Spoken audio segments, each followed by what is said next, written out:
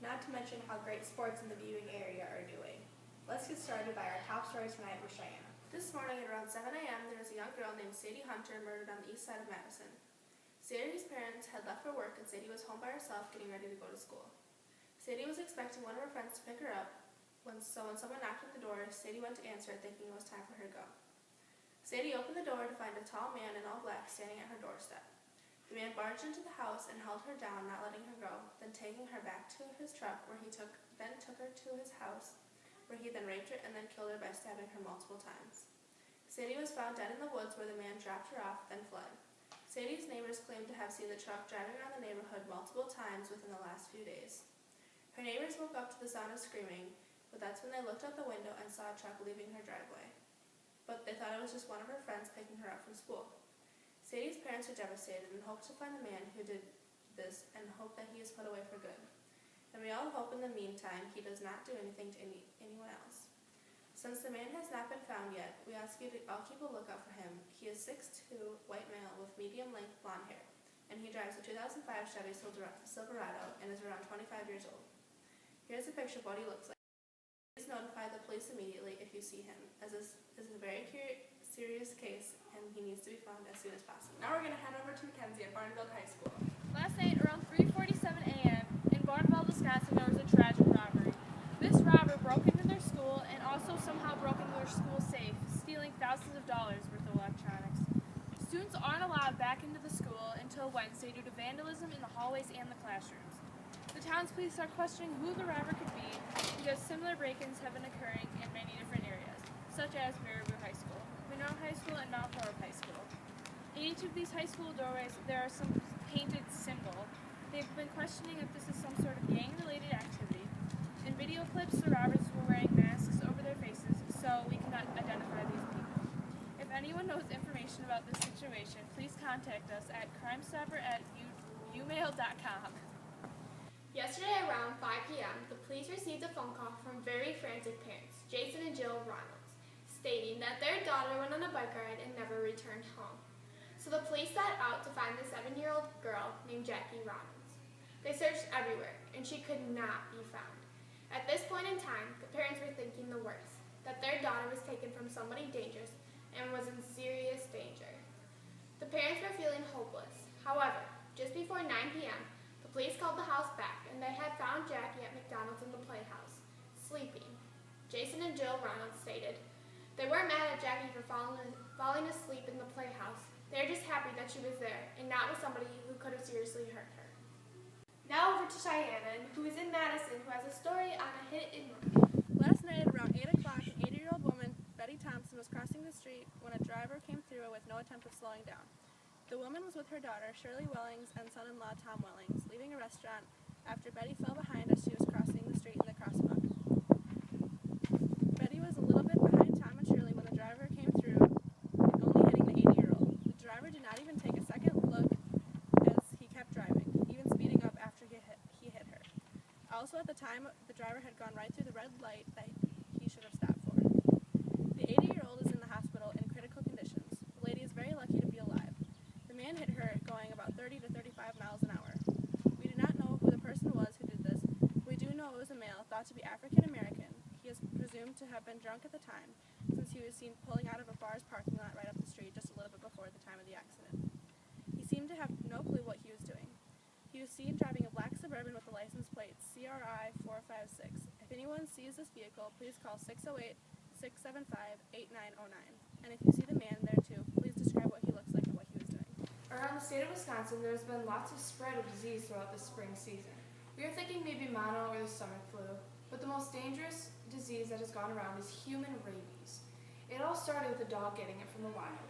He was then adopted from the Humane Society because they thought he was safe to be around. It wasn't until a couple months later that this dog began producing white foam around the mouth and out of his ears. The owners who have a 3-year-old, 7-year-old, and 17-year-old who all adore their dog now have this dog locked up due to the spread of this disease. The family's 3-year-old now has the rare disease called Yeningha disease, or human rabies. This toddler is also being kept in a room away from other people due to it being contagious. The toddler's parents have to suit up in a full bodysuit in order to go tend for their child. Doctors say that this child will live, but it may take many months for him to heal. He has been in the hospital so he can be taken care of by people who know what they're doing. Many more families have had this problem, but the interesting part is that they all have an animal from the Humane Society. People say it may also be a disease carried through the animals there because of one animal that was around all of them. You can learn more about this at www.mcts.com. We have many more stories to come, but first, let's take a break. If you use Old Spice, you'll turn into a real man. Oh my god, he's so manly.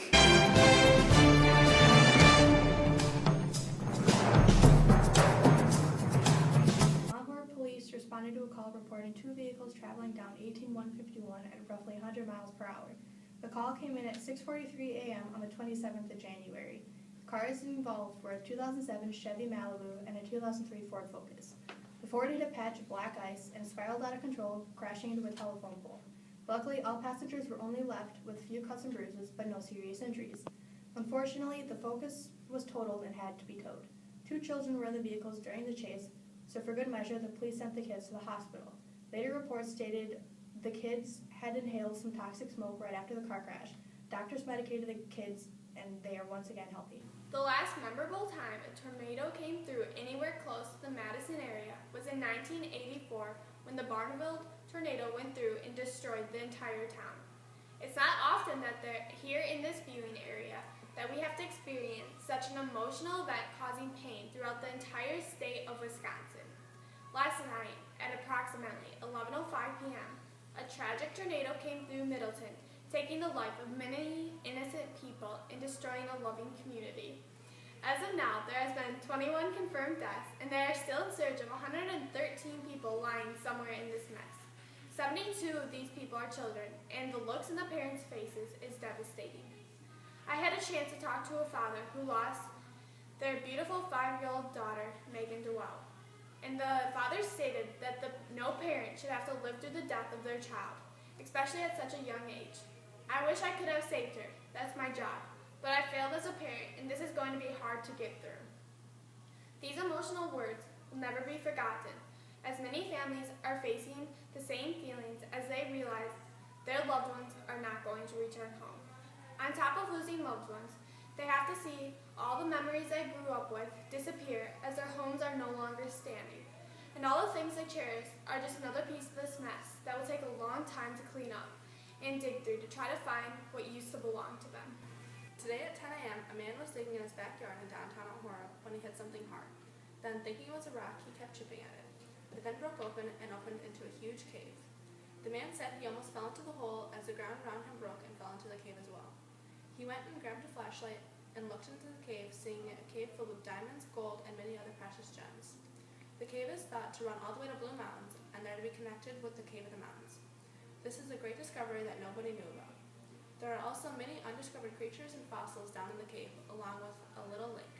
This cave is approximately the size of Madison, give or take a little. People are asked not to go near the opening of the cave or around it because the ground may collapse. Scientists are digging and in the cave as we speak, so more information will come out shortly. Now we're going to head over to Mackenzie at Portage High School with their track coach. On Wednesday, April 2nd, 2014, students of Portage High School came together to give recognition to their autistic track manager, Todd Lucy, in their final home meet of the season. Just minutes before the 100-meter dash, they announced Todd's name on the speakers for him to get ready for the race. And at that moment, Todd realized his biggest dream was coming true. Once Todd was off and running, the biggest race of his life, students from opposing team let Todd take the lead and finish with the first place medal. Throughout their season, Todd has been cheering them on through everything. It was his dream to participate in just one track meet, and the students made it happen. Here today, we are talking to the Portage High School track coach, Larry Davis. How did Todd's biggest dream come into conversation? After practice, the students wanted to make sure Todd's dream came true, so I agreed to let him run the 100-meter dash. How long has Todd been managing? Since his freshman year. Ever since then, he's been the students' biggest supporter. And how do you feel about him being a senior? Not only will I miss his big heart, but also his dedication he brought to the team. It made our kids work harder and come together. How did it feel to watch him run and win? It was one of the most inspiring things that I've ever seen in the school in a very long time. The smile on his face when he came in first was an unforgettable smile that I'll never forget. Thank you, Coach Larry. Todd is planning on being a helper next year and a part-time manager of the Portage track team. He says he'd like to become a full-time manager in the years to follow. Congratulations to our amazing lacrosse team for the best year we've had. Our team was fantastic. Overall, the team was 9-4. Beginning of the season was rough for our Vikings. Our first game against Monona Grove was brutal. We lost 36-12. Next up was Sun Prairie, where we were closer with the final score being 22-20. Our first victory against Middleton was sweet, 47-10. Heading across Plains, our team was nervous but excited as well. The game was close, 18-15. Thanks to all the fans who came to every game and gave up so much of their time. Let's have a great season next year. Good job, guys. I'm here at Edgewood High School, where a local tennis player, Ryan Matt, has recently been asked to play at tennis at Baylor University in the fall. However, just days before he found out this amazing news, he also had to deal with his dad passing away during the tennis meet that secured a spot on Baylor's team. Ryan's dad passed away from a brain tumor on April 10, 2014. Ryan was playing the biggest tennis match of his career when his father was on his deathbed. Ryan knew there was no way that he could attend his meet. However, Adam Matt told Ryan that he needed to go and that he was not going anywhere. Ryan was facing opponent Shane Red from Wanakee, who is top ranked in Wisconsin, just one spot above Ryan, and he knew this would be the hardest match of his life. Not only because Shane was such a good tennis player, but also because this would be the first meet his dad couldn't be at. Just as Ryan was about to start his warm-ups, he got a text saying that his dad had passed away. As Ryan stepped on the court, he knew what had happened, but knew that his dad would want him to achieve his final goal. So with tears flying down his face, he stepped on the court and played the best game of his career. Ryan beat Shane in the best 2 out of 3 games and secured a spot at Baylor's team. Ryan stated, I knew my dad was right by me during the whole meet. I could feel him. It was truly incredible. From every game here on out, I will be playing for you, Dad, and I love you. This just goes to show how thankful we all need to be for our loved ones. And all of us here would like to send our thoughts and prayers out to the Matt family. And we'll be cheering Ryan on as he pursues his career of tennis at Baylor University in the fall. We'll be back right after these messages. What happens when you don't drink your Gatorade?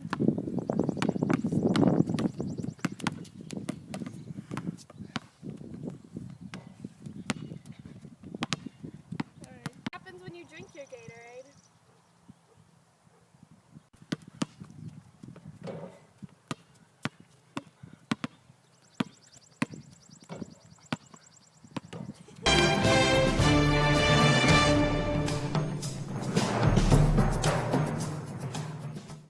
If any of you follow Mount Horeb girls soccer, you will know that they're doing quite well this season. Although it is still quite early in the season, the Mount Horeb girls played McFarland the other night and came out strong and got a great win. They got a 5-0 win over McFarland, and each goal was scored by a different forward. Mount Horeb's goals were scored by Cassie Hendrick, Claire Miller, Cheyenne Schmidt-Colvin, Jessie Fisher, and Allie Hutchison. According to Mark Newman, it is not very often that they have 5 goals scored and each one scored by a different forward. Mount Horeb girls have a big season ahead of them and are hoping to have another go at state this year, as they got second at state last spring. Their next game is against Sugar River, and if they win this one, that'll be another great win for Mount Horeb girls soccer. Now we're going to head over to Mackenzie at Mount Horeb High School with Abby Epping. Here today we are interviewing Abby Epping from the Mount Horeb Girls Varsity Soccer Team. Hello there, Abby. Hey, Mackenzie. So I'm going to ask you a few questions about how your season's been going and stuff. You alright with that? Yep. Alright. So, how do you think your season's gone so far? We started off really strong with a few wins, and we've hit a bit of a rough patch recently. We played a lot of D1 schools, but I think with a lot of hard work, we can bounce back and keep our schedule going. Nice. What are your expectations for the playoffs? I think playoffs we could do really well. We have a lot of talent on this team, and I think with a lot of hard work, and if we all work together, that we can make it far in playoffs. Gotcha. Are you looking forward to playoffs? Yeah, I'm excited. I think that we could have another chance to go to state this year and hopefully make it another step up and win state. Alright, thank you for letting me interview you. Good luck with the rest of your soccer season. Yeah, bye. The DeForest girls softball team has won their 20th game in a row, and with just one more game to go, they're looking at a road to state. If they make it to state, which looks like a very high chance, they haven't been there since 2006. This will be a real memorable moment for the whole community, especially with having the #1 seed, which they haven't had since 2003. Junior Kayla Goff led the team to state in this past girls basketball season, and with the determination in her eyes, she wants to get that gold ball and bring it home for her community. The whole team knows that they have one more game to prove they are worthy to go to state, and they have put such hard work into accomplishing their winning season. Coach Corner, who is the head coach, said the team asked to have morning practices before school and even to have practice after school as well. He also stated that every single girl on his team puts 110% into whatever drill or game that they do. Each and every one of them deserve to get a chance at winning state, especially when they have taught not only this community, but also me, what true dedication actually is. Coach Corner couldn't have said it any better. And if you want to cheer DeForest on their way to state at their final playoff game, it is at Monona Grove High School on Friday, where they'll be facing River Valley. Now we're going to head over to Mackenzie at Sox High School. Today I'm here at the Sauk Prairie High School baseball field. The Sauk Prairie High School boys baseball team has been unstoppable this season, and as the season comes to an end, they have very high expectations for playoffs. This team has gone 22-0 and have their first playoff game on Tuesday, May 17, 2014. And they've been practicing nonstop to try to reach their goal for state. Their coach, Henry White, also expects these boys to go far with the rest of their season. This team consists of 5 seniors that have definitely made an impact on our program. These boys have the most dedication I've ever seen, says their coach, Henry White. They want to finish their high school baseball career with the state title, but even if this team doesn't make it to state, they will always remember how great their last season was for them. Yesterday at roughly 3:50 p.m., an older couple was sitting on their porch when a spacecraft with aliens landed in their backyard. I was both scared and amazed as I saw the aliens, said Darlene Simpson, one of the witnesses. The spacecraft landed right in front of their house, and then a ramp came down. 4 aliens walked out of the spacecraft and down into the Simpsons' lawn. Once the aliens were out of the spacecraft, the Simpsons quickly went aside as they didn't know what the aliens were like. They described the aliens as blue figures with some spots on them. They were very skinny and had 1 eye in the middle of their head and 2 antennas. They also had 4 arms. After all the aliens got off the spacecraft, they wandered around the Simpsons' yard for about a half an hour until they wandered into a nearby woods. There's been a couple more reports of seeing blue figures around the area. The aliens seem to be harmless and quite clueless and don't really know what they're doing or where they're going. There appears to be 3 adult aliens and 2 child aliens, and they don't seem to eat anything at all. If you see any of these aliens or think you do, call us and let us know as soon as possible.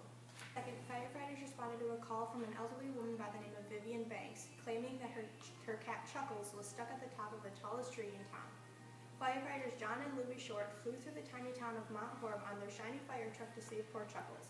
Arriving on scene and assessing the situation, John noticed that Chuckles was in fact not stuck up on the highest branch of the tallest tree, like Miss Banks stated in her 911 emergency call. But Chuckles was actually just out of Vivian's reach on a rather young tree, on the 3rd branch from the bottom. As John went to calm Vivian down, Louie got out their cat out of a tree kit, which included fuzzy ball toys, mouses that squeak if you push a button, feather strings on a stick, and various varieties of catnip toys. Starting off with the fuzzy ball, Louie tried beckoning the helpless cat down, but all Chuckles did was hiss at him. Next was the squeaking mouse. For a full 10 minutes, Louie made that mouse squeak for Chuckles, but no such luck. Louie then tried the feathered string on a stick toy. He flung the string up onto the same branch as Chuckles, but all Chuckles did was look at it and push it off the branch. The catnip toy was their final hope. Louie, with the help of the ladder on the fire truck, got up on the same level as Chuckles and started tossing it around to get the smell to Chuckles. Well, Chuckles sure did notice the wonderful smell of catnip, but it wasn't enough to get him down. As John was calming Mrs. Banks down, she watched Louie using the cat toys to get Chuckles out of the tree, but then she remembered something that would make the situation go way faster. She remembered that Chuckles liked pizza, not just any pizza, cold pizza. After Vivian announces this to the Short brothers, John rushes to the fire station to grab the cold pizza they had the night before, bringing the pizza back to Louie. Louie tries summoning Chuckles with the pizza, and it works. Chuckles jumps into Louie's waiting arms, and they climb down. Chuckles is then returned to his owner. Here in Wisconsin, there has been a heavy concern of the pooping pelicans that have been pooping all over people, driveways, cars, and buildings. This is a major concern because people who are driving aren't able to see where they're going, and this has been creating car accidents. Not to mention how slippery the roads and sidewalks have gotten. Lastly, this is a major health concern because children are playing in the poop and eating it because they think it's ice cream that has been melted. Many people have thought about killing these pelicans, but since we all know that it's very illegal, the state is looking to pass a law for pelican hunting season. The rangers in the area have thought about how high the pelican extinction rate has gone up, and they don't think it will be a problem if a hunting season is put to effect. If you would like to vote on pelican hunting, please go to your local library, as there will be voting booths open from 1 to 5 p.m. on Sunday, May 7th. So in the meantime, please keep your children away from the pelican poop because it's a major health concern, and please be careful while driving and walking. There's a dog named Oreo. She's a black and white Cocker Spaniel. She's 5 years old, and she's now at the Iowa County Humane Society. Oreo was abandoned as a pup by a family when they moved away. A neighbor found Oreo on her porch, sopping wet and starving. After taking Oreo under her wing, Elizabeth, the neighbor, nursed her back to health. Elizabeth can no longer care for Oreo, so she sent her to the Iowa County Humane Society. If interested, call the shelter at 608-935-1381. Last night, at approximately 7 p.m., the police received a call from a neighborhood that 3 black bears were running around in. The police were surprised to hear that these bears were on the loose and didn't know how they were going to handle this situation. So they called Ranger Susie Carter to come and take care of this problem. Susie came in with her fellow team, and they blocked off all the roads around the neighborhood and warned all residents to stay inside. She then proceeded to lay fish in a line all the way up to 3 different trucks where the bears would be taken to the Henry Valley Zoo to be taken care of. After about 3 hours, the bears finally fell for the trick and are now safe and sound. Early this week, on May 20th, around 1:45 p.m., 4 cows were discovered wandering throughout the town of Blue Mounds. People say that the cows belong to Farmer Jones, who is the biggest farmer around the area. But they asked him if those were his cows, and he had no idea what they were talking about. These cows also had name tags on them. The names were Oscar, Charlie, Doug, and Louie. Some also say that these cows were talking whale and not cow. We had a whale whisperer come in to see if she had any idea what they were talking about. She believes that she heard them talking about how they didn't like all these people staring at her and how awkward they felt. The whisperer, Martha Tammy, tried to have a conversation with these cows about some cheese, and they immediately charged at her. Martha was then taken to the hospital with a concussion, 2 broken arms, a blown-out knee, and she was bruised like a banana. We talked to Martha yesterday about what exactly happened. She thinks that the cows get easily offended because cheese is something only they can bring up and talk about. Today, around 8 a.m., Farmer Jones announced that the cows were actually his, and he thought he counted the right amount the first time. As of right now, the cows are all together and being put back into their home. After all the chaos that went down around the town of Blue Mounds this week, from a cow peeing in a fountain at the park to the cows walking through McDonald's drive-thru and trying to order a hamburger, we are all happy that the cows are back in a safe place and the area is safe now. Imagine that every day you wake up and know that you may have over 100 seizures, that you aren't able to attend school while everybody else is getting to learn and be with their friends, that you aren't able to ride your bicycle because you're in fear of falling off of it, that you aren't able to feed yourself or even read or write.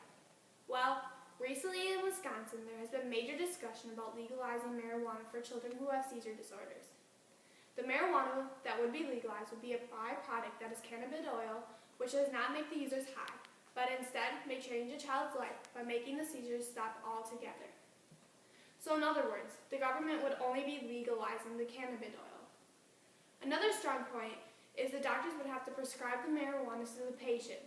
Nobody will have access to it unless they have a prescription.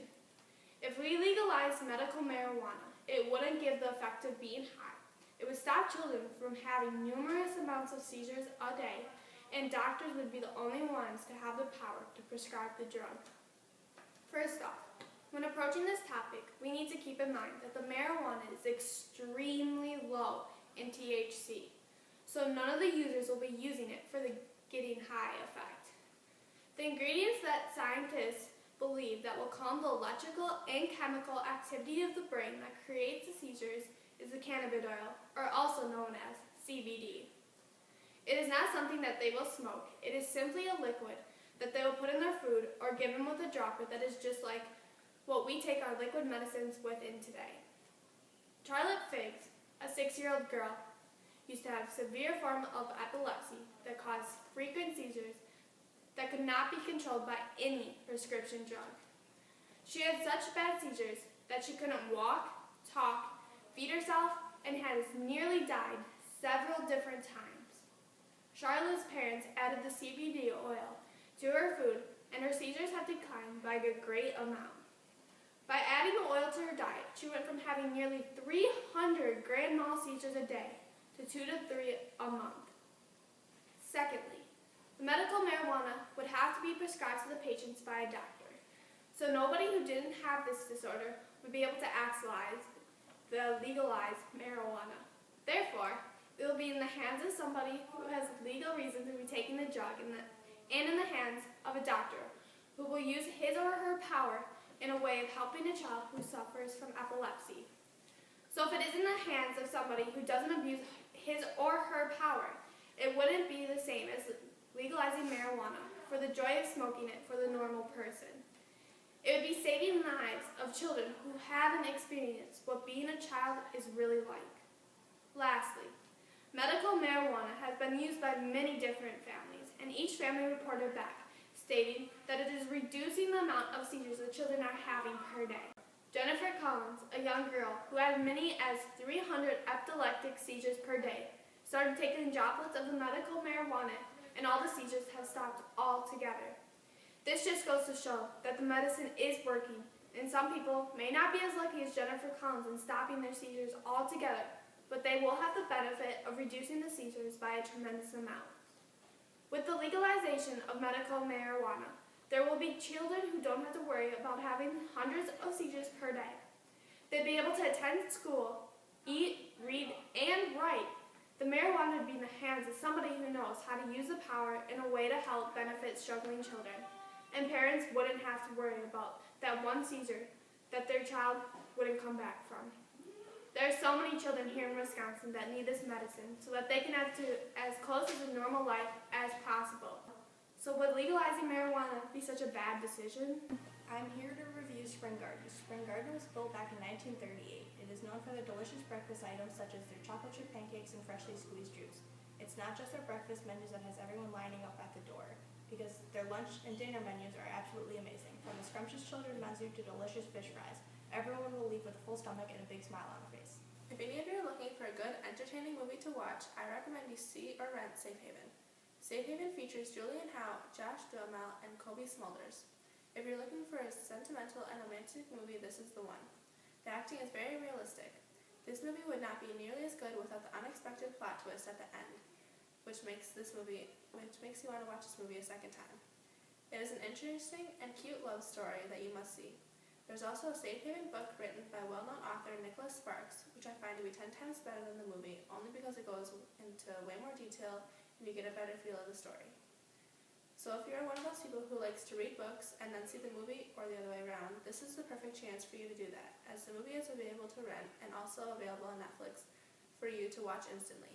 And you can surely check out the book at any of your local libraries. As it gets warmer out here in Wisconsin, we need to be aware of some safety concerns for the summer when we head to the beach. First off, remember to pack your sunscreen. You'd want to make sure that you're protecting your skin from the strong rays so it doesn't develop into skin cancer.